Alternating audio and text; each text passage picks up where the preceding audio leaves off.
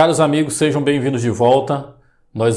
Estamos aqui com a continuação da nossa aula sobre direitos fundamentais. Meu nome é Gilvan Bastos, eu sou seu professor de Direito Constitucional.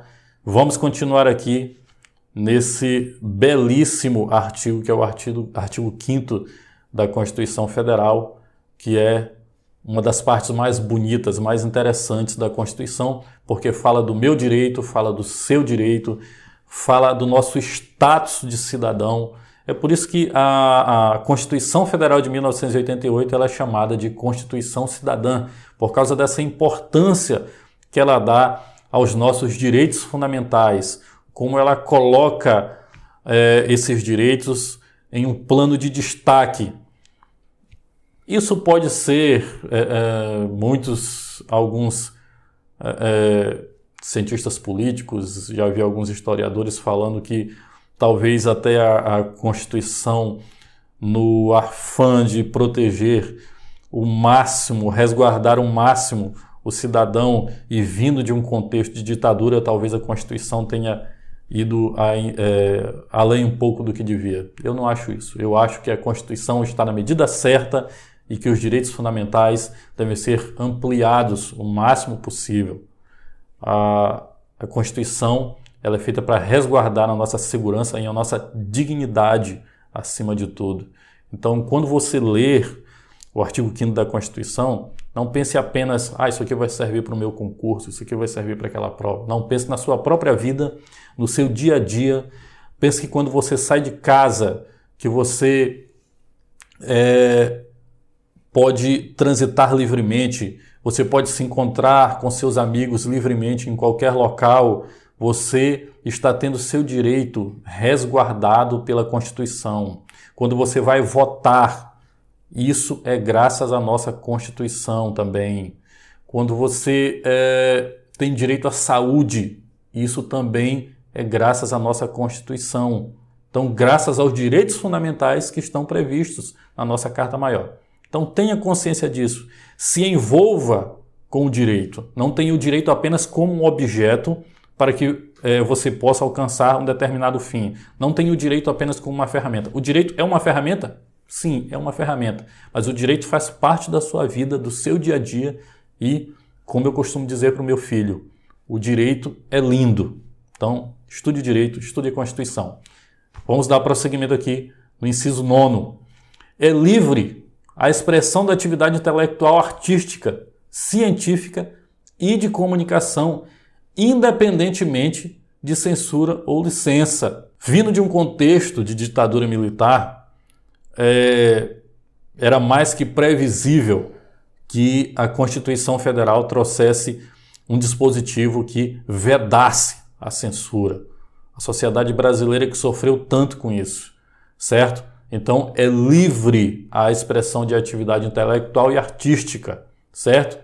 Então, isso é o inciso que consagra aí a vedação à censura. A liberdade de expressão, como eu já disse anteriormente, é um dos fundamentos do Estado Democrático de Direito. E como nenhum dos direitos, repito, é absoluto, os discursos de ódio não são amparados por esses dispositivos, tá bom? Então, a expressão de atividade intelectual é livre, ok, beleza. Mas se na sua atividade intelectual, entre aspas, se você conhece alguém que se considera intelectual, mas que em sua atividade tenta promover discursos que venham a diminuir o próximo, não, esse tipo de discurso ele não é amparado pela Constituição Federal. Ok? O inciso 10º, esse é muito interessante. São invioláveis a intimidade, a vida privada, a honra e a imagem das pessoas. Assegurado o direito à indenização pelo dano material ou moral decorrente de sua violação. E aí é importante a gente diferenciar aqui esses pequenos núcleos aqui do inciso, né? A intimidade e a vida privada. O que seria isso? A intimidade e a vida privada seria a esfera mais íntima da vida pessoal, da tua vida privada, entendeu? É quando você, por exemplo, tem conversas, fotos ou outra coisa íntima divulgada, isso aí está ferindo a sua intimidade e a sua vida privada. A honra, diferentemente, diz respeito à dignidade, à reputação e ao bom nome. Ou seja,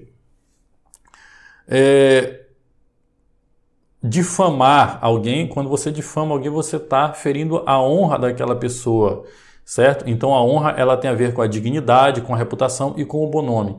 E a imagem é a representação que você faz de si mesmo perante a sociedade. O que é importante você saber, e eu que já anotei aqui no slide, é que as pessoas jurídicas também podem sofrer dano moral. O dano moral, ele não é uma ofensa à reputação, como muita gente pensa. O dano moral, ele não passa apenas por essa questão da reputação, certo? Por exemplo, alguém que perde um ente querido, ele não teve a reputação violada, mas ele pode pleitear dano moral se aquela perda é responsabilidade de outrem, certo? Questão interessante. A publicação de biografia não autorizada. Digamos que o eminente professor Alberto Magno, em sua carreira, consegue atrair tamanha atenção que aparece um biógrafo e diz: eu vou escrever um livro sobre a vida desse cara. E aí ele escreve o livro e manda publicar. Só que em momento algum ele vem até o professor Alberto para dizer: professor, o senhor me autoriza publicar essa biografia? E aí, caro aluno, é possível isso? É possível sim. A publicação de biografia não autorizada é perfeitamente possível. Só que, como eu disse, nenhum direito é absoluto. Ou seja, se o professor Alberto Magno considera que aquela biografia não autorizada de alguma forma lhe feriu a intimidade, a vida privada, a honra ou a imagem, ele tem direito a pedir a indenização por dano material, moral, certo? Decorrente dessa publicação. Ok? Então, como eu disse, nenhum direito é absoluto. Sempre lembre disso. Quebra de sigilo bancário. Essa é outra questão interessante. A quebra de sigilo bancário é possível desde que haja razoável fundamento judicial para que isso aconteça. Correto? O sigilo bancário está protegido aqui por este inciso também, pelo inciso 10º. São invioláveis a intimidade e a vida privada. Então, para que haja quebra do sigilo bancário, é preciso que haja um razoável fundamento judicial, certo? Então, não é por qualquer coisa que você pode ter o seu sigilo bancário quebrado. E mesmo quando o sigilo bancário quebrado, sigilo bancário ou sigilo telefônico, ainda há uma série de pressupostos a se obedecer. Isso não acontece de qualquer forma, correto? O inciso 11, o inciso 11 diz o seguinte: a casa é asilo inviolável do indivíduo. Ninguém nela podendo penetrar sem consentimento do morador, salvo em caso de flagrante delito ou desastre, ou para prestar socorro, ou durante o dia, por determinação judicial, certo? Aí você está lá no seu apartamento e de repente a polícia arromba a sua porta e você diz: não, mas o inciso 11 do artigo 5º da Constituição diz que a casa é asilo inviolável. E o policial diz: mas você não mora em casa, você mora em apartamento. E aí, cidadão? A questão é que você precisa saber o conceito de casa, certo? Dentro aqui do nosso ordenamento jurídico. Aliás, o conceito de casa para o STF, ou seja, é como você deve interpretar esse inciso. Para o STF, qualquer compartimento habitado, decore isso, qualquer compartimento habitado, qualquer aposento de habitação coletiva, ou seja, digamos que você está hospedado em um hotel, a polícia ou qualquer outra pessoa não pode ir lá violar, porque aquilo ali é considerado dentro do conceito de casa. Aquilo ali é inviolável, aquele recinto onde você está hospedado, certo? Qualquer compartimento privado ou não aberto ao público onde exerça profissão ou atividade pessoal, ou seja, os famosos escritórios também são invioláveis. Barco, interessante isso. Você sabia que o barco pode ser considerado sua casa? Então, se a pessoa está lá dentro de um barco, para que a polícia, por exemplo, faça uma busca, eles necessitam de um mandado. E isso, lógico, se a pessoa estiver morando ali, né? E mesmo assim, essa busca só pode ser feita durante o dia, certo? Então, é bom que você memorize essas questões. De que forma o asilo de alguém pode ser violado? Em caso de flagrante delito ou desastre, ou para prestar socorro, ou apenas durante o dia por determinação judicial. Lógico que, com o consentimento do morador, a pessoa poderá entrar na casa a qualquer hora. Sem o consentimento, são só nesses pressupostos aqui, seguidos essas questões aqui, certo? Por determinação judicial, desde que seja durante o dia. Outra questão interessante aqui. E aí, você está em sua residência e aí a polícia chega lá com um mandado de busca e apreensão. Está lá com o mandado na mão. E isso já são 5h40, quase 6 horas, está quase anoitecendo. E aí eles começam a fazer uma busca na sua residência e anoitece. O que você vai fazer? Você vai expulsar a polícia, expulsar a autoridade policial porque já chegou a noite? Não. Não é assim que é o entendimento. O início da atividade necessariamente precisa ser feito durante o dia, mas ela poderá se prolongar durante a noite, dependendo do caso. E o que seria então dia e noite? Seria o horário? Seria das 6 às 18? Existe esse critério. Um dos critérios propostos é que o dia seria das 6 horas da manhã até às 18 horas. Mas veja, caro aluno, que quando chega o horário de verão, 18 horas ainda é dia claro. Então, o critério mais utilizado e mais aceito hoje é o critério físico-astronômico, ou seja, o dia é considerado o intervalo de tempo que vai da aurora até o pôr do sol. Então, lembre disso, o critério a ser utilizado, o mais correto, é o critério físico-astronômico, o intervalo de tempo que vai da aurora até o pôr do sol. Correto? Vamos adiante. Aqui passar ao inciso 12. É inviolável o sigilo de correspondência e das comunicações telegráficas, de dados e das comunicações telefônicas, salvo, no último caso, por ordem judicial, nas hipóteses e na forma que a lei estabelecer para fins de investigação criminal ou instrução processual penal. Eu vou ler mais uma vez, olha, se atente nesse detalhe desse inciso.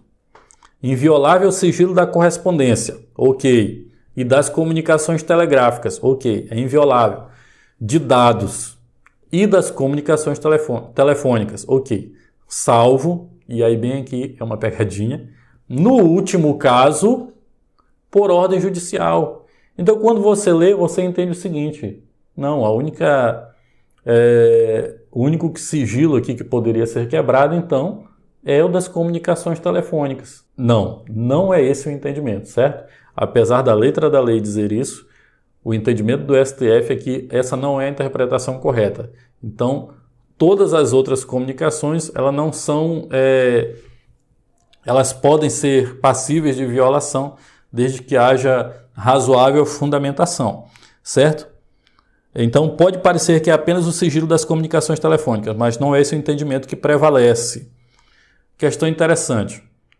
Se a polícia, em uma busca e apreensão, encontra um HD com o registro dos e-mails e verifica o conteúdo, aquilo ali não é considerado quebra de sigilo, porque o acesso aos dados é diferente da quebra do sigilo. Então é diferente aí o acesso aos dados e a interceptação da comunicação. Esse é que é o entendimento que prevalece. Da mesma forma, quando um meliante é preso em flagrante, se o policial, tendo acesso ao celular daquele cidadão, ele pode verificar os registros telefônicos, e a jurisprudência atual é que isso não caracteriza violação de sigilo telefônico, certo? A interceptação das comunicações ela só pode ser determinada pelo Poder Judiciário. Ou seja, quem pode? Poder Judiciário, as CPIs, certo? Federais e estaduais. CPI municipal pode determinar quebra de sigilo? Não pode. CPI municipal, já que municípios não têm poder judiciário, CPI municipal não tem o condão de determinar, não pode determinar quebra de sigilo telefônico, certo? Qual a diferença entre quebra de sigilo e interceptação telefônica? Simples. A quebra de sigilo o extrato quando você tem acesso ao extrato da conta. Você vai ver ali com quem aquela pessoa se comunicou, para quem ela ligou, de quem ela recebeu ligações. Isso seria a quebra do sigilo telefônico. A interceptação telefônica, ela já é a gravação das conversas, certo? Então tem aí uma diferença, tá bom? Por exemplo, a interceptação é feita sempre por um terceiro, com autorização judicial, ele vai lá gravar a conversa de dois interlocutores. A escuta telefônica é quando um dos interlocutores grava a conversa sem o conhecimento do outro, certo? Bem, caros alunos, o inciso 13 diz o seguinte: é livre o exercício de qualquer trabalho, ofício ou profissão atendidas as qualificações profissionais que a lei estabelecer. Esse inciso ele vem consagrar a liberdade de você exercer qualquer ofício, desde que não haja nenhum impedimento legal, ou, vamos dizer, uma regulamentação. Essa regulamentação geralmente decorre do fato de que o exercício irregular da profissão possa causar algum risco na sociedade, certo? E é exatamente daí que vem o entendimento do STF de que o exame da OAB é constitucional.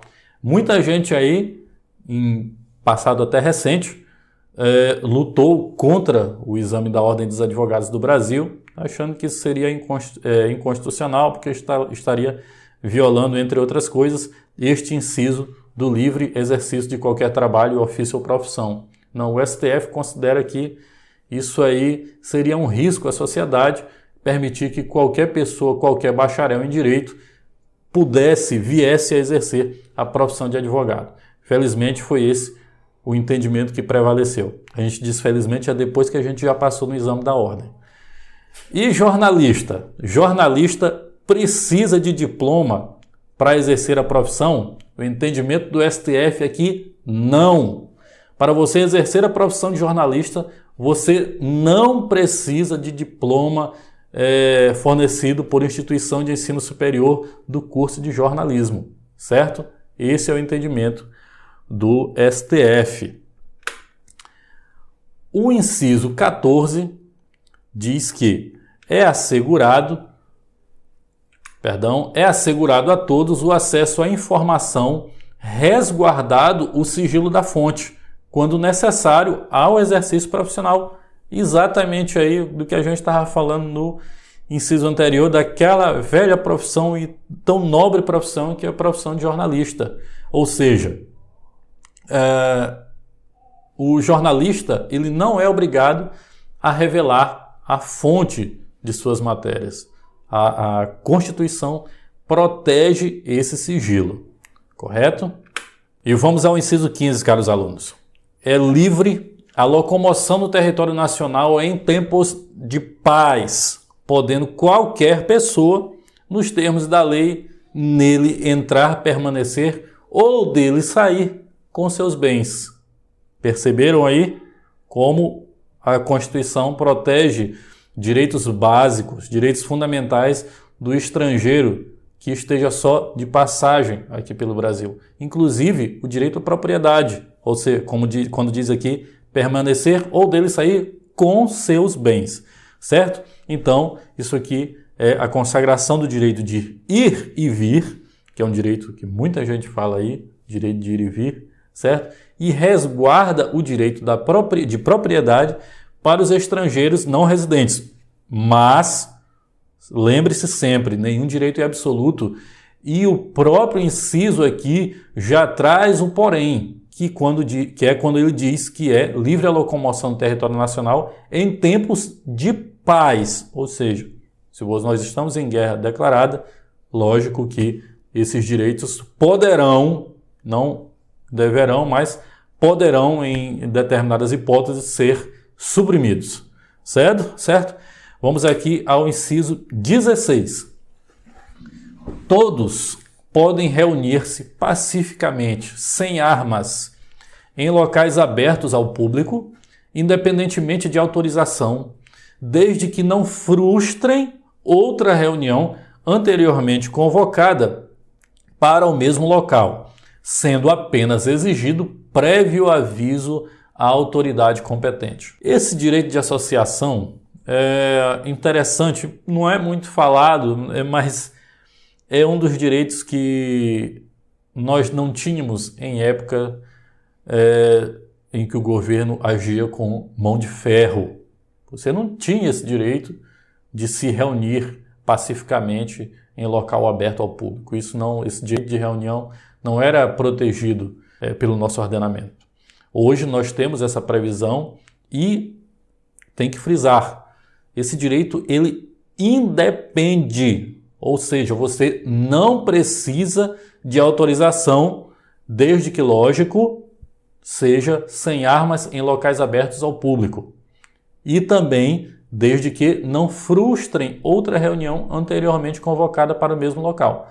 Desde que obedecidos esses requisitos, você tem o pleno direito de se reunir, como diz aqui o próprio inciso, pacificamente, sendo exigido apenas o prévio aviso à autoridade competente. E esse prévio aviso à autoridade competente, caro aluno, não tem nada a ver com uma forma de fiscalizar, de tolher o direito de reunião. Não, mas quando muitas pessoas vão se reunir em um local, é interessante que o poder público forneça ali o apoio logístico, uma ambulância, os bombeiros, para ficarem ali de prontidão, caso alguma coisa de inesperada venha a acontecer. Então, essa é uma das questões porque é exigido prévio aviso à autoridade competente, certo? Aqui eu coloquei esses três incisos juntos, o 17, o 18 e o 19, porque eles tratam do mesmo assunto, podemos dizer assim. É plena a liberdade de associação para fins lícitos, vedada a de caráter paramilitar. Esse caráter paramilitar, o entendimento do STF é que, para que seja caracterizado como paramilitar, é necessário que haja fins bélicos nessa associação, entendeu? Então, o simples uso de, por exemplo, uma espécie de farda ou hierarquia dentro dessa associação, ela não caracteriza, não irá caracterizar essa associação como paramilitar, certo? O inciso 18 diz que a criação de associações e, na forma da lei, a de cooperativas independem de autorização. Veja só, atenção aqui, a criação de associações e, na forma da lei, a de cooperativas. Ou seja, para que eu crie uma cooperativa, Eu dependo de lei que regulamente isso. Mas se eu quiser criar uma associação, eu não preciso de autorização nenhuma. Por exemplo, se eu quiser criar uma associação, vamos supor, a Associação dos Amigos do Professor Alberto Magno. Vão ser eu e mais 2 pessoas, todos os amigos que ele tem. E aí nós podemos criar essa associação se nós quisermos, entende? E nós não vamos precisar de autorização do poder público. Mas se for para uma cooperativa, isso vai depender de regulamentação em lei, certo? Sendo vedada a interferência estatal em seu funcionamento. Ou seja, o Estado ele não pode meter o bedelho, não pode interferir no funcionamento de associação. Mas como eu sempre estou batendo na mesma tecla várias vezes, nenhum direito é absoluto. E é aqui o que o inciso 19 vai trazer. As associações só poderão ser compulsoriamente dissolvidas, ou seja, compulsoriamente, independente da vontade, certo? Se você fizer parte de uma associação, aquela associação pode ser dissolvida independentemente da sua vontade. As associações só poderão ser compulsoriamente dissolvidas ou ter suas atividades suspensas por decisão judicial, exigindo-se, no primeiro caso, atenção aí, caro aluno, o trânsito em julgado. Então veja só, uma decisão em primeira instância pode suspender, pode dissolver uma associação? Não, não pode. Uma decisão de juízo de primeira instância só pode suspender as atividades de uma associação. Contudo, transitando em julgado, aí sim ela pode ser dissolvida. Ou seja, só nesse primeiro caso, o caso de dissolução da associação, ele só pode acontecer com o trânsito em julgado, correto? Ninguém poderá, inciso 20, ninguém poderá ser compelido a associar-se ou a permanecer associado. Não há segredo nenhum aqui nesse inciso, é autoexplicativo, só basta que você lembre disso e que, caso fosse o contrário, isso feriria logo uma série de direitos fundamentais, né? Direito de liberdade, o direito de escolha, certo? Então, ninguém poderá ser compelido a associar-se ou permanecer associado. E o inciso 21, aqui também, muito interessante esse inciso, as entidades associativas, quando expressamente autorizadas, têm legitimidade para representar seus filiados judicial ou extrajudicialmente. Querido aluno, preste atenção nisso aqui. É necessário a autorização expressa para que uma associação o represente ou a represente judicial ou extrajudicialmente. Entende? Uma associação ela não pode apresentar junto à justiça ou em qualquer outra situação uma autorização genérica, por exemplo, aquele termo lá em que você vai se filiar, um documento de filiação. Se você de alguma forma autorizar a associação ali representar ali, essa autorização ela não vai servir para que a associação o represente judicial ou extrajudicialmente. Não serve essa autorização genérica. A autorização ela precisa ser expressa. Então, é preciso um documento específico para representar o associado em determinada causa.